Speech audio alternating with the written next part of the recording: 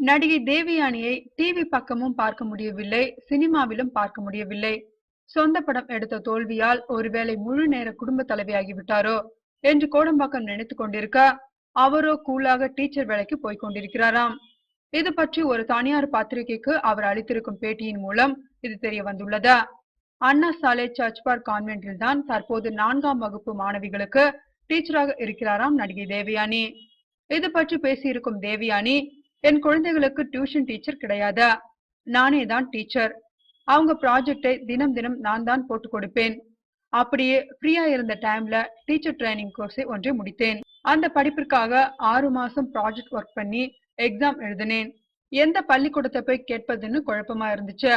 என் குழந்தைகள் படிக்கிற search park ஸ்கூல்லயே போய் கேட்டேன். அவங்க ரொம்ப சந்தோஷமா வர சொல்லிட்டாங்க. டீச்சிங்ல என்னோட ஈடுபாட்டை பார்த்து மெய்சிலிருந்து போயிட்டாங்க.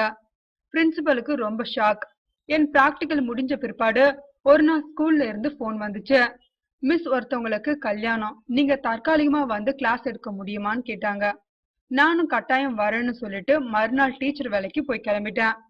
என்னை நம்பி 45 குழந்தைகளை ஒப்படைச்சிருக்காங்க. 100 வருஷம் பழமையான ஸ்கூல்ல நான் இன்னைக்கு டீச்சர். முதல்ல சீனியர் நர்சரி, அடுத்து செகண்ட் ஸ்டாண்டர்ட் டீச்சர், இப்போ 4th. என்னாலே என்ன நம்ப முடியல.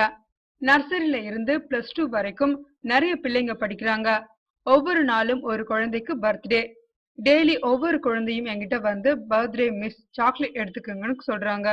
தினமும் கை நிறைய சாக்லேட்டுகளோட தான் வீட்டுக்கு வரேன். அவங்க நோட்ல குட்னு எழுதுறதும் சின்னதா ஸ்டார் போடுவதும் எனக்கு ஏற்படுகிற மிகப்பெரிய சந்தோஷம் அதற்கு ஈடே இல்ல. ஆட்டோகிராஃப் போட்ட அதே கையால இப்போ மார்க் போட்டுக்கிட்டு இருக்கேன் என்றார் தேவயானி.